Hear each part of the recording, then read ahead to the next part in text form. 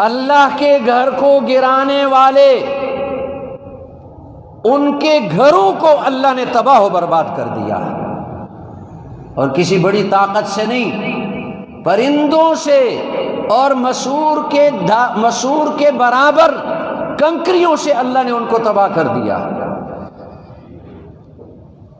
جو اللہ کے گھر کو گرانا چاہتا ہے اور گرانے کا حکم دیتا ہے اس کو ڈرنا چاہیے۔ ہم پاکستان کے چیف جسٹس صاحب سے کہتے ہیں اللہ سے ڈرو، ابرہہ مت بنو۔ تم ابرہہ بن گئے، ابرہہ کے راستے پر مت چلو، تم اللہ کے گھر کو گراؤ گے، اللہ تمہارے گھر کو تباہ اور برباد کر دے گا۔ اور کہتے ہیں کہ سرکاری زمین پر مسجد بنانا جائز نہیں،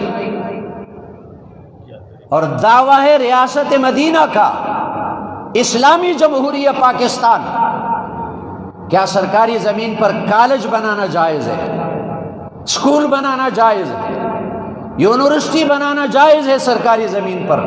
ناجائز ہے تو مسجد بنانا ناجائز ہے۔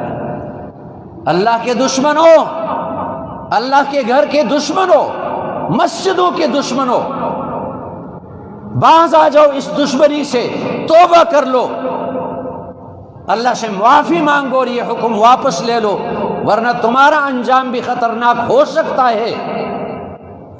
اور اگر باز نہیں آئے ہم تو بس لوگوں سے یہ اپیل کریں گے کہ جو اللہ کے گھر کو گرانا چاہتا ہے، اے اللہ ان ججوں کے گھروں کو تباہ اور برباد کر دے،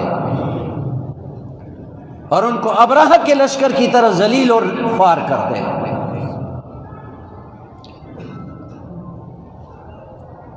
ایک وزیر اعظم کا گھر ہے، بنی گالہ ہے، وہ غیر قانونی ہے، لیکن چیف جسٹس اس کو قانونی بنا دیتا ہے، اتنے پیسے جمع کرو اور قانونی بن جائے گا تمہارا گھر۔ شرم نہیں آتی مسجد کو غیر قانونی کہہ کر اس کو گرانے کا حکم دیتے ہو؟